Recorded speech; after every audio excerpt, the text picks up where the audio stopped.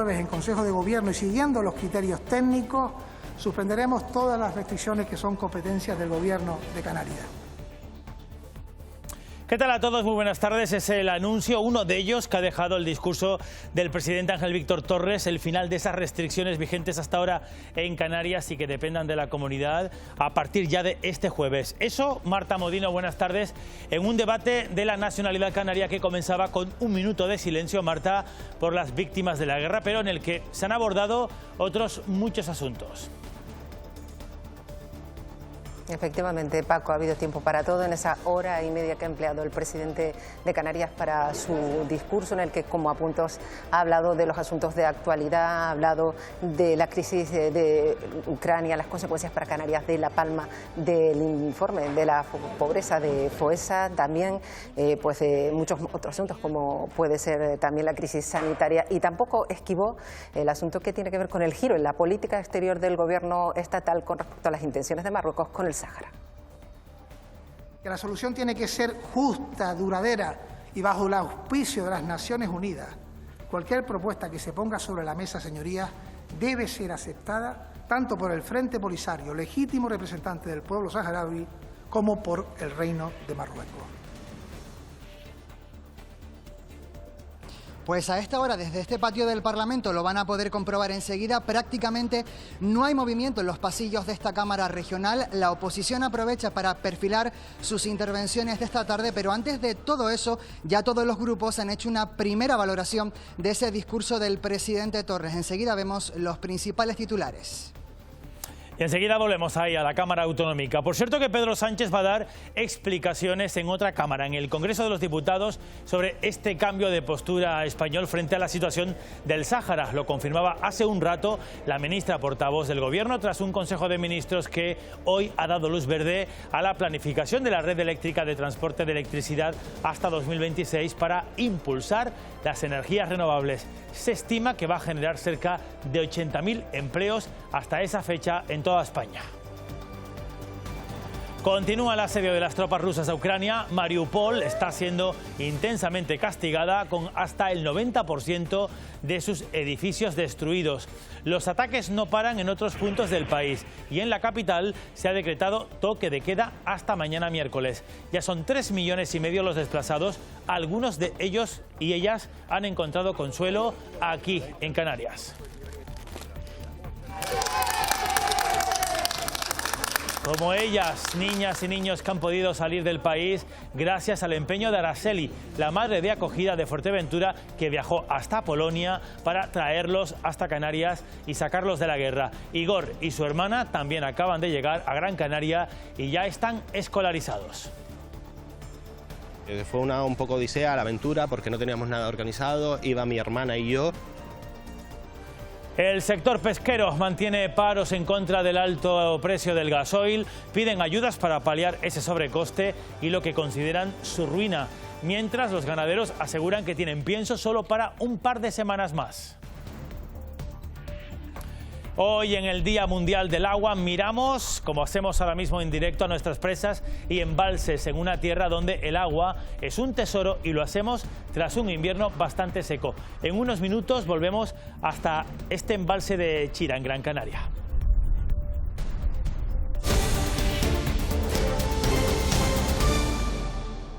Vamos a ponernos en pie y guardar un minuto de silencio por las personas, los seres humanos fallecidos en esta invasión ilegal e ilegítima de Ucrania por parte de Rusia.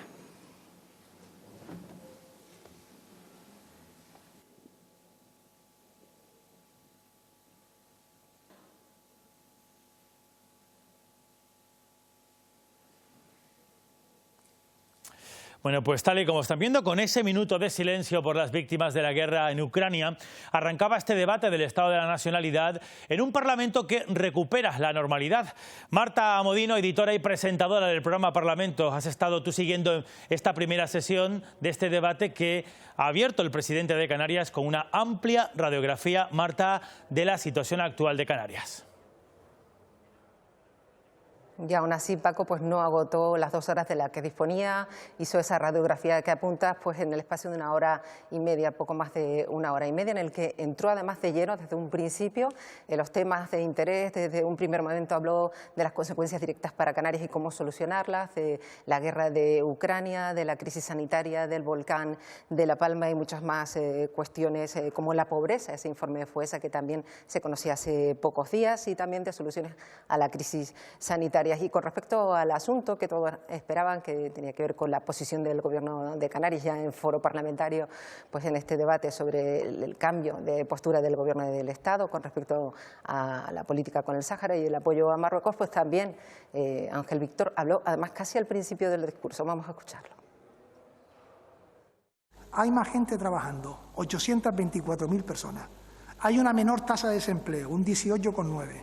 Tenemos una mayor cobertura social, 30.000 familias protegidas. No la vamos a invisibilizar frente a lo que han hecho otros. Somos conscientes que tenemos un problema. No se están produciendo cambios en la tendencia de las reservas turísticas, ni para Semana Santa ni para verano. Cualquier propuesta que se ponga sobre la mesa, señorías, debe ser aceptada tanto por el Frente Polisario, legítimo representante del pueblo saharaui, como por el Reino de Marruecos. Y es bueno para Canarias que se restablezcan las relaciones diplomáticas entre Marruecos y España, para acabar, por ejemplo, con decisiones unilaterales del Gobierno marroquí respecto a la integridad y soberanía territorial. Ha habido gobiernos de España que han marginado en lo económico a Canarias, pero no es el actual. Pero no podemos normalizar, señorías, ni pactar, ni conseguir el poder con el voto de quien defiende semejantes postulados. Que cuando se afirma que las ayudas no llegan a La Palma, no se está diciendo la verdad. Cuando se afiance la recuperación y lleguen las épocas de bonanza, señorías, tendremos que darle la vuelta a la realidad social de Canarias. Que la riqueza se distribuya de forma justa. Señorías, que erradiquemos la pobreza, siempre mucho más difícil. Parte del análisis que realizó el presidente de Canarias de la situación actual en el archipiélago, pero además lanzó algunas propuestas concretas, por ejemplo, que tienen que ver con mejora directa de la sanidad, también el desbloqueo del conflicto de carreteras, para el que puso además una fecha, el Día de Canarias, con una firma en particular. También habló de poner fin a la temporalidad, por ejemplo, del empleo público, y también indicó que ya en el Consejo de Gobierno, el próximo Consejo de Gobierno, se va a anunciar el fin de las restricciones vigentes hasta el momento aquí en Canarias con respecto a la pandemia. Nueva normalidad a partir de este jueves en Canarias. En Consejo de Gobierno y siguiendo los criterios técnicos, suspenderemos todas las restricciones que son competencias del Gobierno de Canarias. Una suspensión revocable si los datos de la COVID empeoran. Para la sanidad, Ángel Víctor Torres prometió más servicios médicos en todo el archipiélago y más infraestructuras.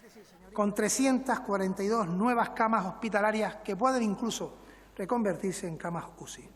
Las relaciones Canarias-Estado también marcaron esta primera sesión del debate. Antes del Día de Canarias, el Gobierno de Canarias firmará con el Gobierno de España 2 acuerdos que acaben definitivamente con el conflicto de carreteras. Quiere el Gobierno firmar 2 acuerdos con los Ministerios de Transporte y Hacienda para desbloquear 635 millones de euros pendientes. Otro asunto con fecha en el calendario: acabar con la temporalidad de las plantillas de las administraciones.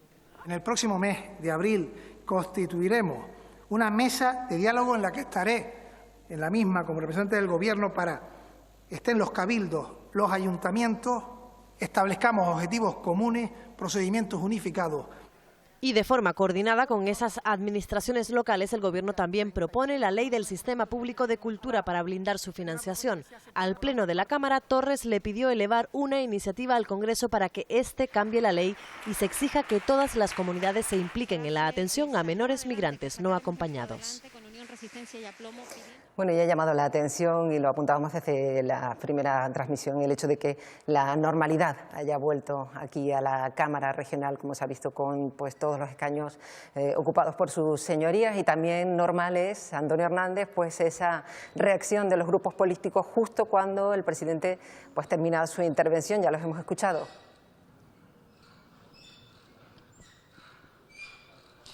Sí, como era previsible, la oposición ha sido muy crítica con el discurso del presidente Torres. La diputada del Grupo Mixto, Vidina Espino, lo ha calificado de decepcionante, de que Torres no ha anunciado ninguna medida para ayudar a las familias canarias. Argumento compartido también por el diputado de Ciudadanos, Ricardo Fernández de la Puente, que dice que sí ha visto algún atisbo de autocrítica por parte de Ángel Víctor Torres. También los nacionalistas canarios han echado en falta, dicen, medidas que beneficien el bolsillo de los canarios y acusan al gobierno de Torres de autocomplacencia. Y finalmente los populares, que dicen que Torres se mira en un espejo con vanidad, mientras los canarios y canarias siguen sufriendo, y lo acusan de tergiversar los datos. No hemos escuchado ni una sola medida a corto plazo para que las familias puedan llenar la nevera, pagar las facturas, para que los autónomos y las pequeñas y medianas empresas puedan hacer frente a esta difícil situación. No podemos esperar a las decisiones del día 29 que tome el Gobierno de España, no podemos esperar a las decisiones que se tomen de Bruselas. Evidentemente las tendremos que implementar, pero desde luego el Gobierno de Canarias tiene que tener en su mesa medidas. Se ha vuelto a demostrar que su visión de la realidad dista mucho de la que viven cada día los canarios. Escasa autocrítica, mucha autocompasión. Reconoce que Canarias, por los datos que ha dado, está mejor que en el año 2019. Algo que, insisto, nos parece un insulto a lo que está sucediendo en las calles. También, como era de esperar, los grupos que apoyan al Gobierno han respaldado el discurso del presidente Torres. La agrupación socialista Gomera ha dicho que la sociedad canaria no ha quebrado por la acción de este Ejecutivo. Nueva Canarias habla de discurso realista que comparte, salvo en lo que tiene que ver con la crisis del Sáhara Occidental. Misma línea también que ha defendido, muy crítica con la postura marroquí, el portavoz de Sí Podemos Canarias, que ha dicho que en el resto de su intervención el presidente Torres ha utilizado datos irrefutables. Y finalmente el Partido Socialista, que ha dicho que el Gobierno está haciendo todo lo que está en su mano y más, y ha acusado a la oposición, dice, de falta de rigor. Servicios esenciales mantenidos con rigor y como corresponde a un Gobierno de progreso, atendido también nuestro tejido productivo para no caer de una forma alarmante y procurar, sobre todo para no caer en el incremento de la tasa de desempleo, y también atender el problema de La Palma. Revalidar la apuesta por los servicios públicos nos parece fundamental y el Gobierno lo tiene claro en su hoja de ruta, y que queremos que se hagan políticas de buena vecindad, de que no haya extorsión, de que no haya otro tipo de cuestiones de ponernos de rodillas ante las exigencias de Marruecos. Porque hoy es por esto y mañana será por otras cosas. No vamos a legitimar el acuerdo, digamos, el cambio de giro por parte del Gobierno de España, alejándose de la legalidad internacional, alejándose de las resoluciones de Naciones Unidas y, desde nuestro punto de vista, cediendo, claudicando al chantaje expresado claramente por parte de Marruecos para conseguir sobre sus posiciones. Al margen de todo eso, obviamente sí que nos ratificamos en el resto del discurso del presidente. Creo que se ha hecho un esbozo de lo que sucede en Canarias, de lo que ha sucedido en el último año en Canarias. El Gobierno de Canarias está haciendo todo lo que está en su mano y más. Con la colaboración del Gobierno de España, claro que sí, que si no es por eso, no sé qué hubiésemos hecho. Hace un año teníamos totales incertidumbres, hoy podemos contar con mucha más certeza. Pues no hubo sorpresas en las reacciones de los grupos políticos, normalidad en la dinámica del debate y en lo posterior, y también normalidad en los pasillos. Hemos vuelto a ver grupos de periodistas, despliegue de medios de comunicación. En definitiva, pues una imagen que nos recuerda más a épocas prepandemia. Nos lo va a contar Vicky Luis. Pues también la vuelta a la presencialidad ha marcado todo lo que ha ocurrido tras la cámara. Bullicio, apretones de manos y un hemiciclo lleno. Lógicamente, en una jornada como hoy, las anécdotas también son protagonistas. Desde los más madrugadores han sido 2 diputados socialistas o música relajante antes de que comience un debate como el de hoy. También cómo llegan los diputados y diputadas hasta este Parlamento, los que lo hacen en coche oficial o los que lo hacen a pie. Ha sido el caso del presidente de Canarias, Ángel Víctor Torres. Llegaba alrededor de las 11:15 de la mañana, acompañado de 2 mujeres de su gobierno. Una vez dentro, saludos, muchos, y confidencias. También mascarillas, porque recordemos que gran parte de este Parlamento es cerrado. Esta es la crónica de todos esos momentos. Hemiciclo vacío, pruebas de sonido antes de empezar. Carpetas con el discurso del presidente sobre la bancada socialista y música para liberar tensiones antes de comenzar el debate. Los más madrugadores, los técnicos de sonido y los socialistas Iñaki Lavandera y Manuel Abrante. En el patio central el bullicio del que nos habíamos olvidado en estos 2 años de pandemia. Ya en la calle el goteo de llegadas, los que lo hacían en coche y los que lo hacían a pie, como el presidente Ángel Víctor Torres. Eran las 11:15 de la mañana, acompañado de 2 de las consejeras de su gobierno. Y ahí el alboroto, Corro con su equipo antes de empezar. Y ajenos a todo ese ruido, los socios de gobierno. Toca la entrada al hemiciclo, donde comienzan los apretones de mano, los abrazos, las confidencias.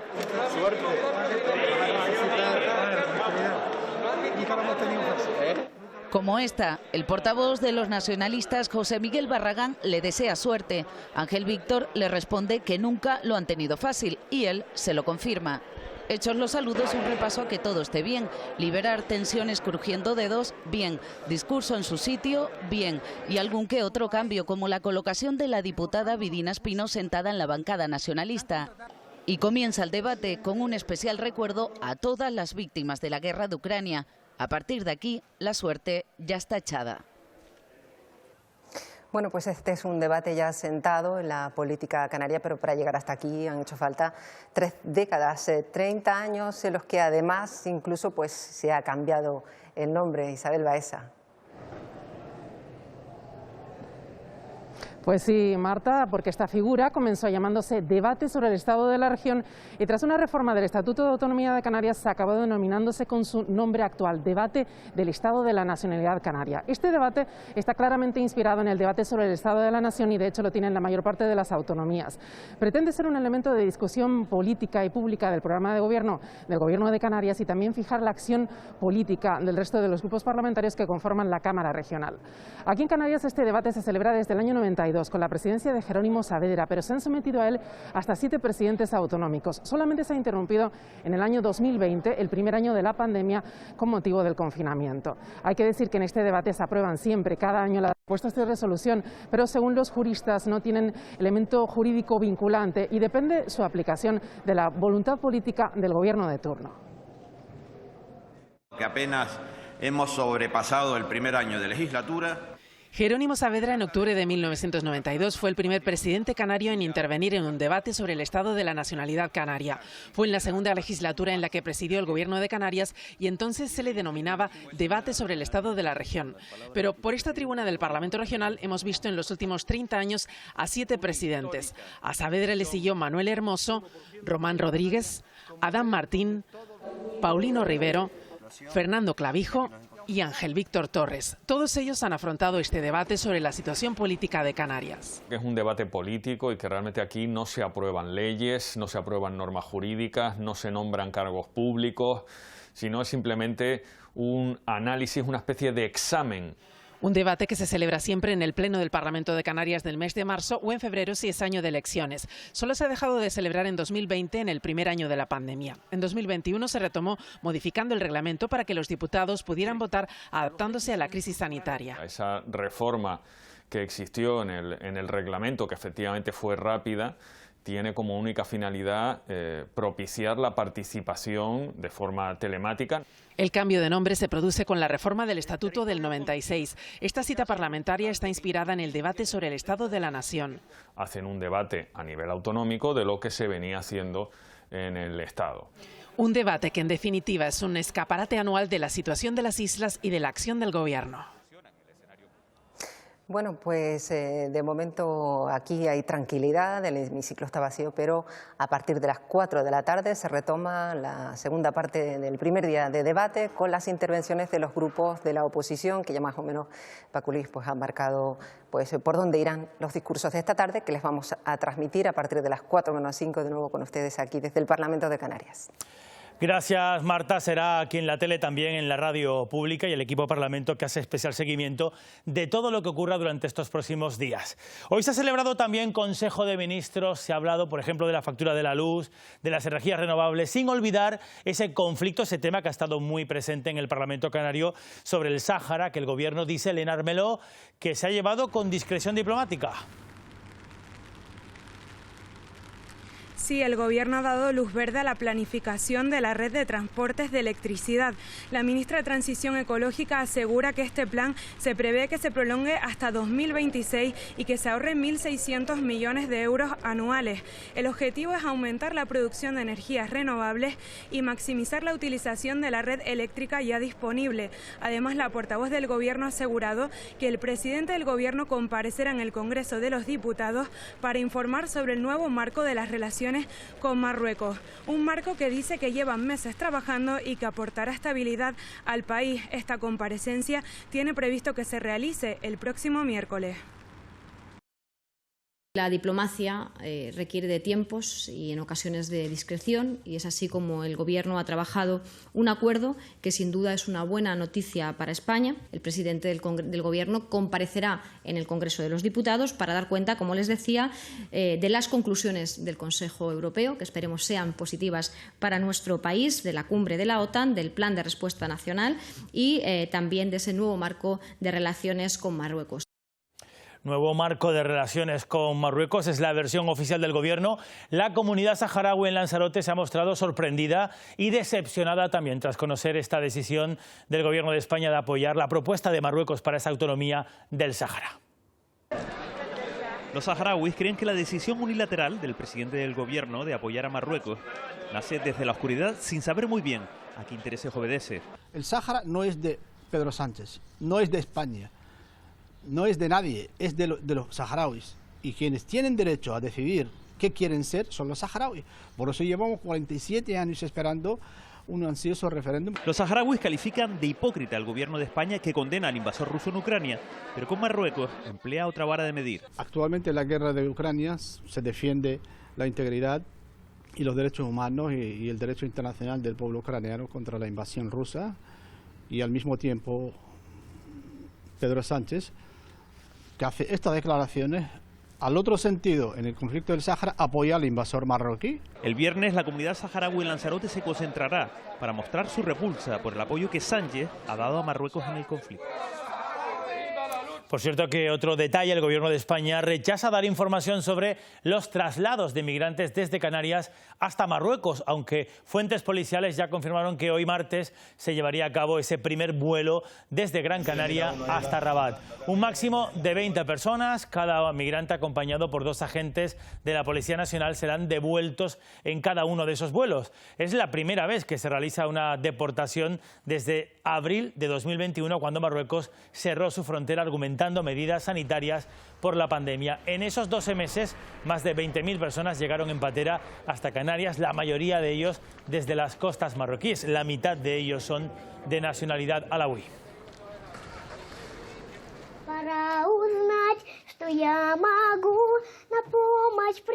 Ocurría hace 2 semanas. Amelia, tan solo 7 años tiene, se puso en pie, como ven, en el refugio antiaéreo donde estaba y cantaba la popular canción de Disney, Let It Go. Esta pequeña y su familia finalmente decidieron abandonar el país y hace unos días cruzaban la frontera para llegar a Polonia.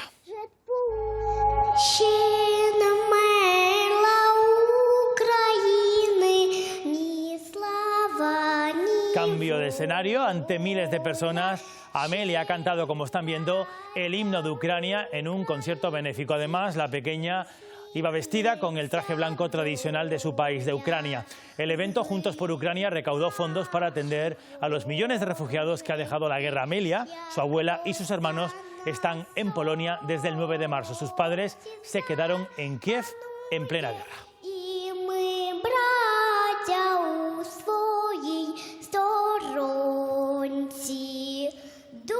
Es la historia de Amelia y continúa el asedio de las tropas rusas a Ucrania. Vamos ya con el parte de guerra. Mariupol está siendo intensamente castigada. Se calcula que casi todo, el 90% de sus edificios han sido destruidos por las bombas. Los ataques no paran en otros puntos del país y en Kiev, en la capital, se ha decretado toque de queda hasta mañana miércoles. La llegada de refugiados continúa. Ya se contabilizan 3,5 millones de desplazados según la ONU. El asedio se intensifica. Mariupol sufre el bombardeo del ejército ruso. Los proyectiles impactan sobre infraestructuras civiles. Los ataques en el sur del país se multiplican con misiles de largo alcance. En Kiev solo rompen el silencio de las calles las sirenas de aviso y la caída de las bombas. Se ha decretado el toque de queda hasta este miércoles. Las negociaciones para abrir pasillos humanitarios han fracasado, mientras el presidente ucraniano continúa insistiendo en endurecer las sanciones a Rusia. Esta mañana lo hacía en el Parlamento italiano y advertía: la guerra no es solo contra Ucrania, el objetivo es Europa. Rusia continúa con su ofensiva y difunde imágenes donde asegura que el convoy que transporta suministros militares avanza en Kharkov. Miles de refugiados cruzan las fronteras huyendo de la guerra. So now we've passed the 3.5 million mark in terms of refugees. The overall number is 3.557 million refugees. En el interior del país ya son 6,5 millones los desplazados.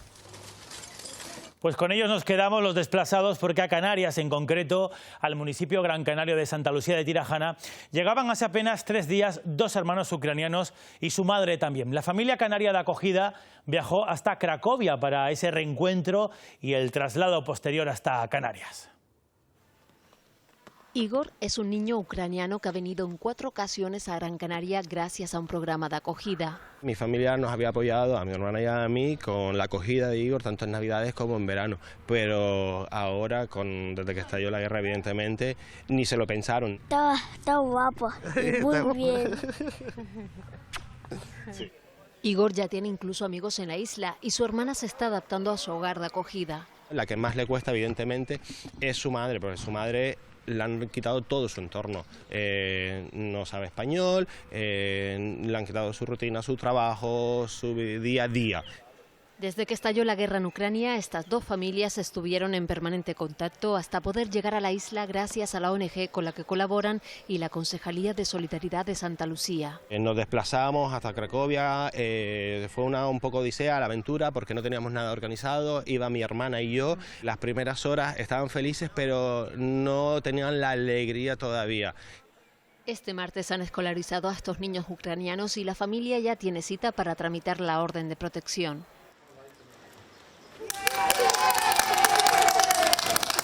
Así recibían esta mañana en Fuerteventura a los 3 niños ucranianos a los que su madre de acogida, Araceli, y su pareja Carmelo fueron a buscar directamente a Polonia. Un encuentro que se produjo antes de llegar a la frontera gracias a que Denis, el hermano mayor, junto a sus abuelos, emprendieron ese viaje de vuelta. Pero fue horrible, el papeleo, todo eran trabas, fue muy complicado. Arreglábamos una cosa, nos salía otra, pero nada, al final se solucionó. Ayer estuvimos 6 horas en la embajada, desde 6 horas allí. Yo lo he dicho y lo diré, él es el que realmente es el héroe, el que ha salvado toda esta situación. Yo las ganas y el cariño, pero él ha sido tremendo.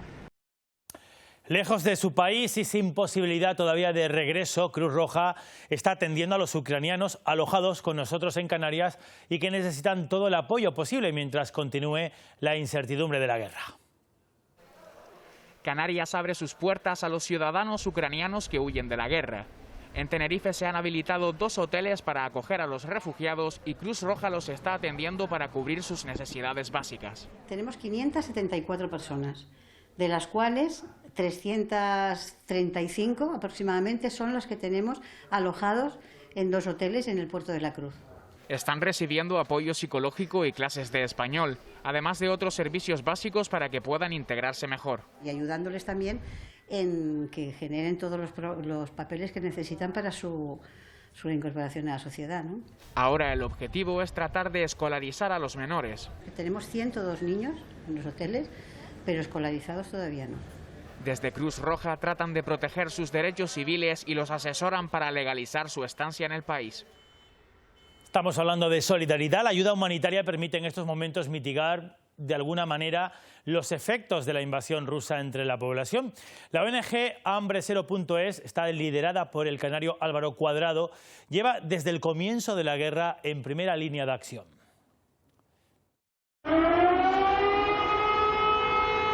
Comienzan el día con el sonido de la guerra y un solo objetivo: conseguir que la ayuda humanitaria llegue a todas las personas que la necesitan. Estoy en el centro logístico que tenemos en Semis y con estos camiones que veis aquí detrás, todas las donaciones que nos llegan desde España las introducimos en el país, en Ucrania, hasta Leópolis. De hecho, ahora vamos para allá. El de Hambre Cero es uno de los proyectos con mayor impacto social en Ucrania. Esta semana superarán las 500 toneladas de alimentos entregados que han sido transportados en casi una veintena de camiones tráiler. Hemos conseguido en Lviv, en Leópolis, un centro logístico para coordinar toda la ayuda y desde aquí se va a redistribuir por el resto de Ucrania. Localizar los puntos de mayor necesidad es en estos momentos el principal objetivo de la ONG hambrecero.es, que por segunda vez se sitúa en primera línea de acción en Ucrania. Nos llevamos gofio canario de la tierra para alimentar a los niños allá. Gofio y otros productos de primera necesidad es lo que cargan su coche. Su nombre es Jaume Roca, voluntario de Rumbo a Ucrania, una iniciativa nacida en Gran Canaria. Una noche sentado en el sofá viendo las noticias, que la verdad que veo bastante las noticias, y me pregunté, si mis sobrinas pequeñas me preguntan un día qué hacías tú a las puertas de una guerra en Europa, pues no me vi con corazón de decirles que estaba sentado en el sofá de mi casa y que por las mañanas me iba a pegar un baño a la piscina. Jaume ha conseguido en menos de una semana varias donaciones. Copita de abrigo nueva para los niños, así que llegue, guantecitos y demás. Y pues muchas toallitas, muchos pañales, biberones, chupetes, o sea, nos hemos intentado enfocar en los que peor lo pasan, que al final son los niños. Un viaje de más de 3.000 kilómetros que asegura que hará con la mayor ilusión. Segundo día de paro en la flota pesquera por la subida del precio del combustible, sobre todo del gasóleo. Dicen que sin ayuda no pueden hacer frente a los sobrecostes y piden ayuda al gobierno. En cuestión de semanas el precio del combustible se ha disparado, una subida a la que se enfrenta el sector pesquero en Canarias. La imagen en muchos puertos de las islas es esta, de parón, y es que se calcula que la mitad de la flota del archipiélago está amarrada. Este barco que tengo a mis espaldas, por ejemplo, llenar el tanque, antes valía, este barco puede llevar 1.000 euros, ahora llenar el tanque cuesta 2.000 y pico. Se suman otros problemas. El parón de los transportistas hace que nuestro pescado no llegue a distribuirse en península. El pescado se va a tirar porque no hay transporte para llevarlo al mercado. Algunas pescaderías de las islas empiezan a notar la falta de género de fuera. El marisco es algo que viene de Galicia, lo traemos de Galicia porque aquí en las islas no hay y no viene. Lo que no falta es el producto local. Chicharro, caballa, sardina, samitas del país. Todo eso ha entrado. Lo que por el momento está estabilizado es el precio del pescado de las islas, aunque preocupa la subida de precio. Pues tendrá que subir un poquito el precio, pero poquita cosa, 30, 40 céntimos. El miedo que nosotros tenemos es que ante la inestabilidad se aprovechen para subir la cadena de precios. Toda una cadena económica pendiente sobre si se tomarán cartas sobre este asunto en la reunión que hay prevista este miércoles del sector pesquero con Luis Planas, ministro de Agricultura. Los ganaderos canarios están muy preocupados por la huelga de transportistas. Considera que si se alarga aún más, podría provocar desabastecimiento de forraje para los animales.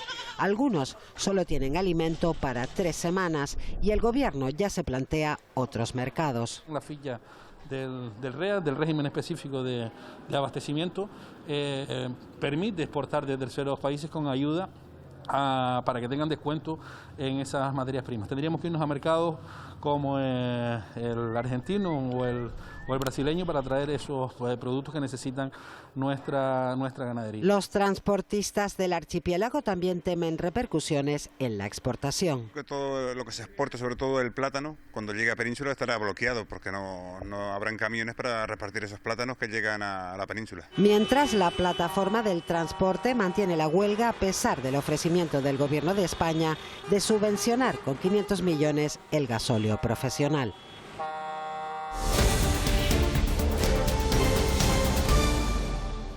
La Policía Nacional investiga como posibles casos de violencia machista 2 asesinatos, uno en Barcelona, otro en Pontevedra. En Barcelona, los Mossos d'Esquadra han detenido a un hombre después de confesar en comisaría que había matado a su expareja de 25 años. La víctima tenía un hijo de 3.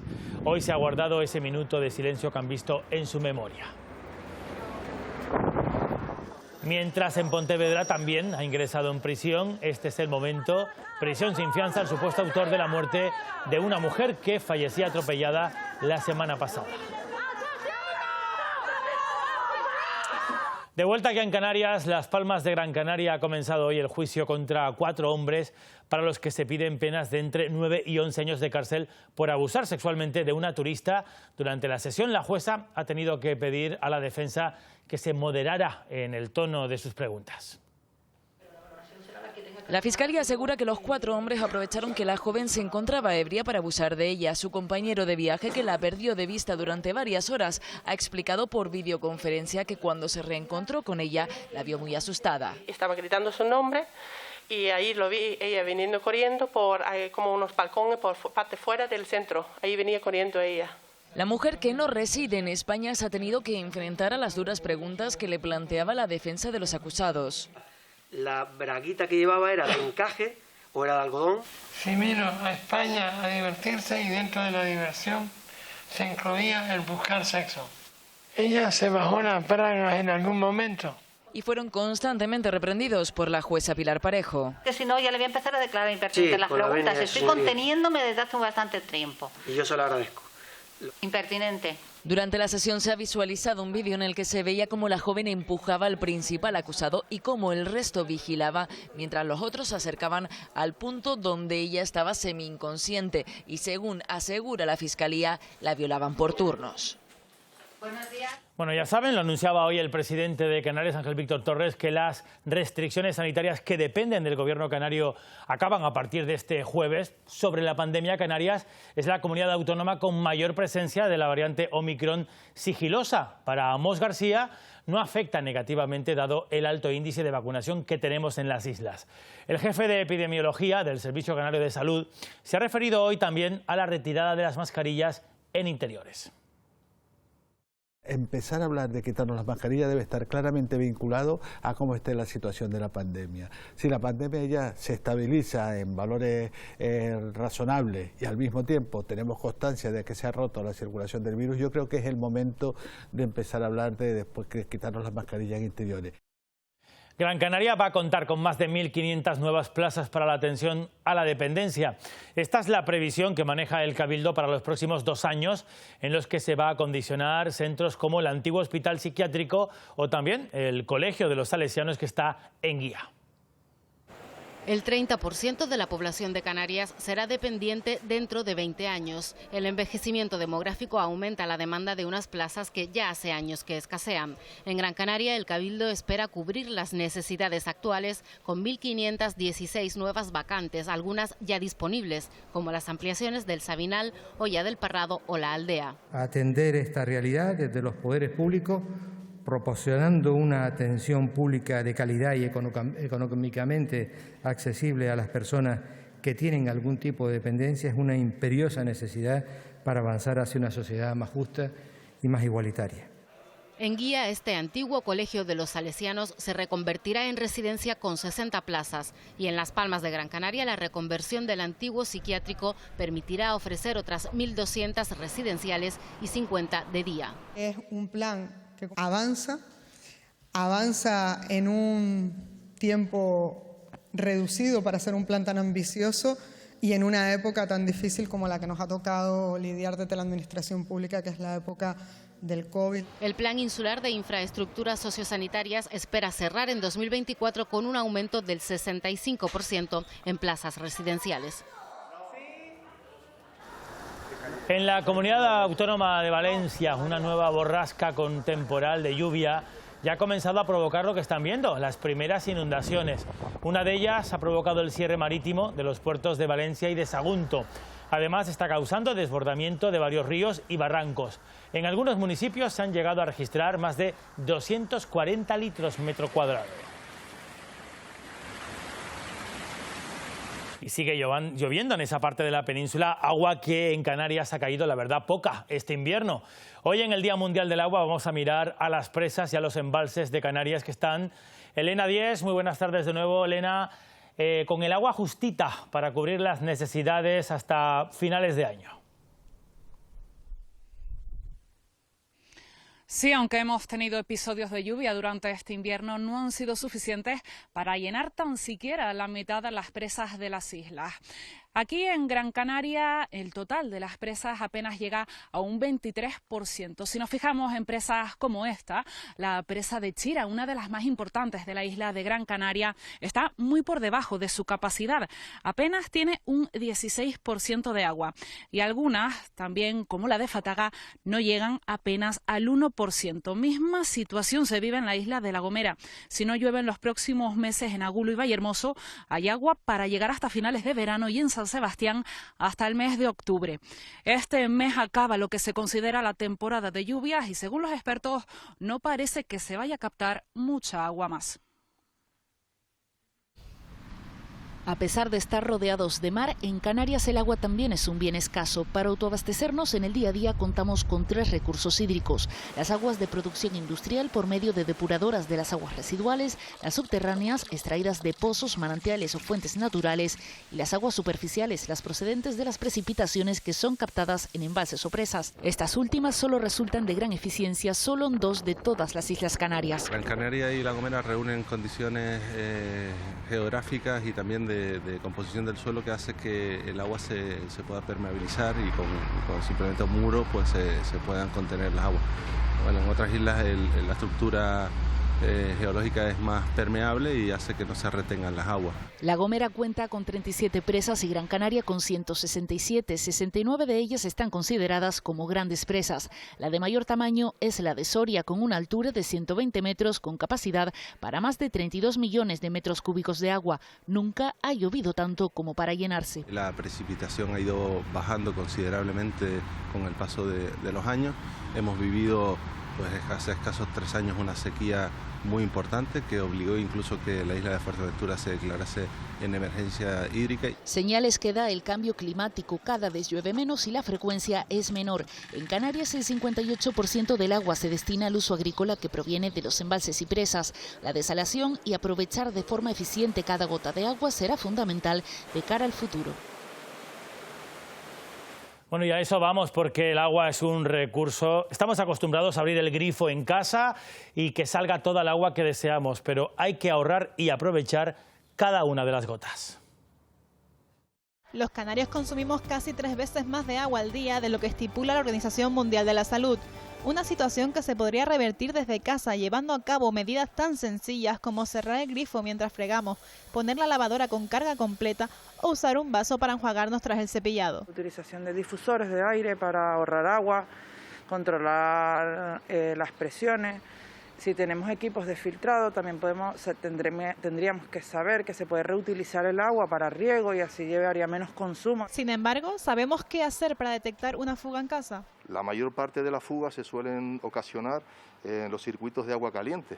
Entonces, bueno, si vamos al contador y está caminando, detectamos que hay una fuga, se puede cerrar el agua caliente del termo. Si el contador se queda parado, por lo menos ya tenemos la mitad de la instalación, sabemos que no hay fuga, la fuga es en el agua caliente. Pequeños gestos que suman para mantener este recurso tan preciado a la vez que escaso. En La Palma, este Día Mundial del Agua, se ha puesto en valor las actuaciones realizadas durante la emergencia volcánica, entre ellas la limpieza de tuberías, la construcción de canales de transporte que quedaron arrasados por la lava. El Cabildo cuenta con un plan hidráulico que engloba acciones de emergencia realizadas durante la erupción, pero también proyectos a medio y largo plazo nuevos. Ese sexto objetivo de desarrollo sostenible que nosotros, sino agua limpia y saneamiento. Con unas inversiones que hizo el Gobierno de Canarias en la zona de Portonao, teníamos que asegurarnos, por un lado, el regadío en esa zona y luego 3 actuaciones de emergencia por un valor que supera los 7 millones de euros que se han ejecutado, que ya están en funcionamiento todas ellas. Sobre el agua se ha debatido hoy en el sur de Tenerife, donde entidades públicas y privadas buscan la manera de lograr un agua de más calidad para los vecinos y el sector agrícola. Ponen sobre la mesa los retos tecnológicos del futuro y, por cierto, que la borrasca Celia contribuyó a mantener llenas las balsas de la isla. Estas borrascas a nosotros nos vienen como un alivio porque el agricultor pues no demanda tanto suministro y nos ayudan a recuperar los niveles de las balsas. Hemos empezado un camino que ya es imparable, el de las renovables en Tenerife, que van creciendo de manera exponencial. Aplicar toda esa investigación y esas energías a la captación de agua y a la distribución del agua en Tenerife es fundamental. Hablábamos de lo que se ha recuperado la red hidráulica afectada en La Palma por la erupción volcánica. Volvemos a la Isla Bonita porque los estudios en las coladas continúan por parte de los geólogos. Se sigue trabajando en el control de las temperaturas en muchas zonas para anticipar el proceso de enfriamiento durante los próximos meses. El trabajo de campo se va a extender durante muchos meses. La emergencia continúa y el calor en las coladas sigue siendo evidente. El IGME ha desarrollado un modelo numérico que se valida sobre el terreno. Para calcular el enfriamiento a lo largo del tiempo. Se calcula no en superficie, porque en superficie el enfriamiento es muy rápido desde que termina de moverse la colada de lava, sino a 1 metro de profundidad y a 3 metros de profundidad. Se ubicarán sensores que darán datos fiables de forma continua. Un mapa de los canales activos durante cada día de la erupción, ya sea a partir de datos de drones, de datos de satélite, y hemos aplicado esa fórmula para cada uno de los polígonos, teniendo en cuenta en qué momento se emplazó la lava y en qué momento paró de fluir. Las temperaturas se disparan en cualquier punto de la colada. La temperatura que tenemos en profundidad puede alcanzar, a 1 metro de profundidad, puede alcanzar todavía los 400, 500 grados centígrados en algunos sitios y en otros está prácticamente fría. Las coladas son un lugar a respetar. El calor que emana 3 meses después de terminar la erupción sigue siendo un peligro. Y ya está abierto el parking del centro comercial Nivaria, que está en la capital tinerfeña, aunque desde otra entrada distinta a la habitual, por culpa de ese socavón que ayer se abría en la acera de esta zona comercial de la avenida 3 de Mayo. El hueco tiene 3 metros de profundo, se va a abrir más para poder buscar las causas y solventar el problema. Este pasado lunes por la tarde, parte de la acera de la avenida 3 de Mayo frente al centro comercial se desplomó, causando un agujero de considerables dimensiones. Con una profundidad de alrededor 3 metros de altura y una anchura de 3 por 3, los técnicos del Ayuntamiento de Santa Cruz de Tenerife barajan que entre las posibles causas de este hundimiento es que hay una mala compactación del terreno una vez cimentada la obra aledaña. El proceso para restaurar esta parte del pavimento consistirá en rellenar, cimentar y compactar para que no vuelva a dar problemas. Vamos a abrir una zanja mayor para analizar cómo está la situación del subsuelo en este ámbito y a partir de ahí poder acometer los trabajos de relleno y algunas catas que seguramente haremos para asegurar que esto no vuelva a suceder. Hablando de obras, estos serán los nuevos bancos de la Avenida Marítima en Las Palmas de Gran Canaria. Están hechos de hormigón blanco, es un material más resistente que el hormigón convencional que hay ahora.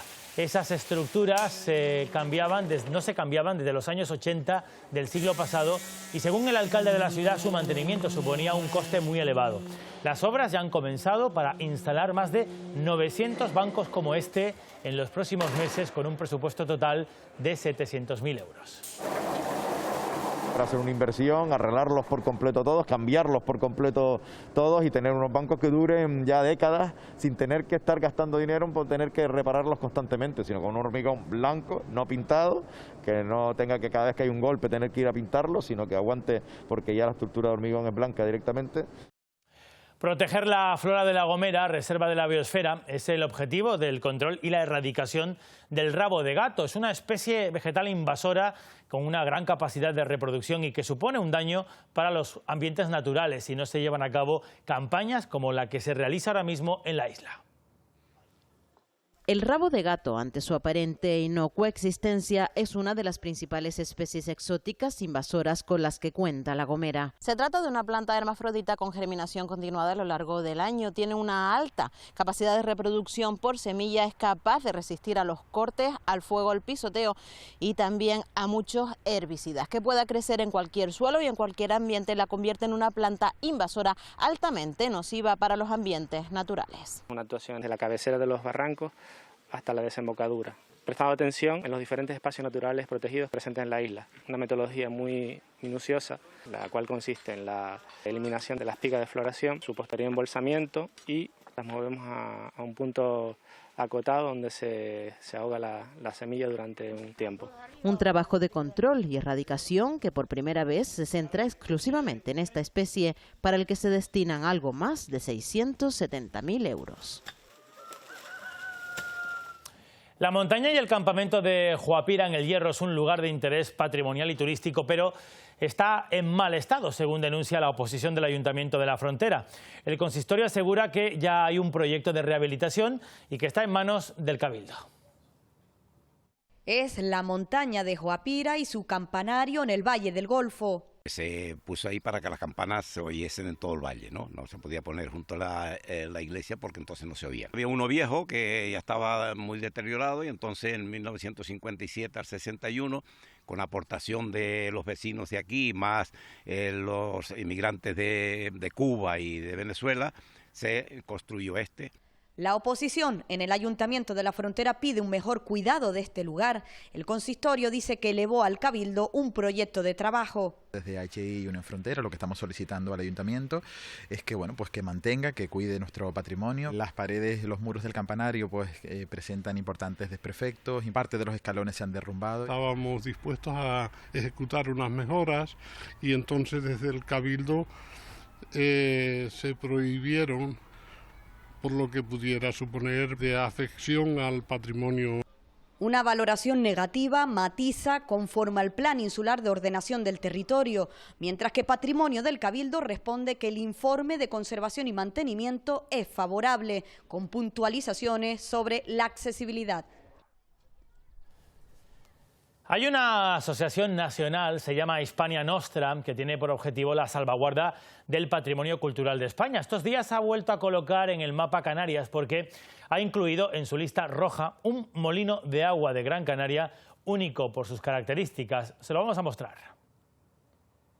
En el archipiélago no todo el patrimonio etnográfico está a buen recaudo. Justo en la linde entre Santa Brígida y San Mateo, en Gran Canaria, sigue en pie esta joya de la ingeniería hidráulica. Molinos de agua y decenas en Gran Canaria, muchos de ellos en mal estado de conservación. Este que tengo a mi espalda presenta una peculiaridad.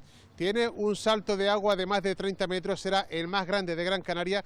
La idea es rehabilitarlo, pero hay un problema. No es de titularidad pública, sino de titularidad privada y hemos estado en muchas conversaciones con los herederos para intentar conseguir la propiedad del mismo, pero no se ponen de acuerdo. Más de 50 personas son los dueños del Molino de los Barber, construido en 1903 por un valenciano que hizo fortuna en Nicaragua y que vio el potencial de La Vega para la industria harinera. La culpa la tuvo esto. El edificio tiene la categoría de bien de interés cultural. Y sería una lástima que se perdiera. Pero pese a todo lleva años cayéndose en pedazos. Estaba totalmente destrozado por dentro. Lo único que se conserva es el cubo, ¿no? Afortunadamente. Mientras el gobierno canario ha intervenido en algunos de estos bienes y este año dispone de una línea presupuestaria. Dinero para intentar hacer algo, aunque ya se ha perdido uno de sus mayores tesoros. 2 muelas con 2 piedras de molino. Agua y gravedad convirtieron al molino en el bisabuelo del Salto de Chira a pequeña escala. Una asociación, Hispania Nostra, lo ha puesto en su lista roja. El color, ya lo dice todo, es un toque de atención para intentar conservar el ejemplo más vivo de que San Mateo es el aljibe de la capital. Y también la alacena de Gran Canaria entera. Y forma parte además de todo nuestro patrimonio histórico. Vamos con los deportes, un adelanto. El Tenerife se le ha escapado a Armando Vallejo. Una gran oportunidad para no estar con nervios, para lograr ese ascenso directo. Sí, pero está a 7 puntos de ascenso, se ha complicado mucho, pero sí que tiene prácticamente garantizado el playoff de ascenso. Lo de ayer, abiertamente injusto, por 2 motivos. Uno, porque el gol de penalti de Almería vino precedido de una falta que no se pitó. Y porque además el Tenerife mereció marcar goles en el partido de ayer y no consiguió su objetivo.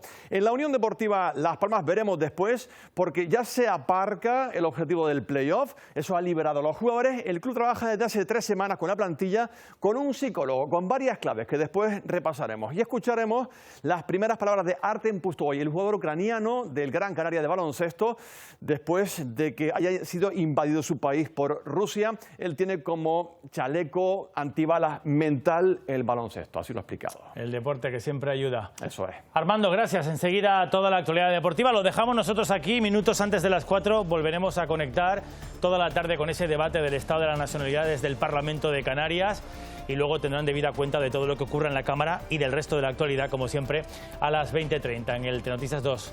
Hasta mañana, muy buenas tardes.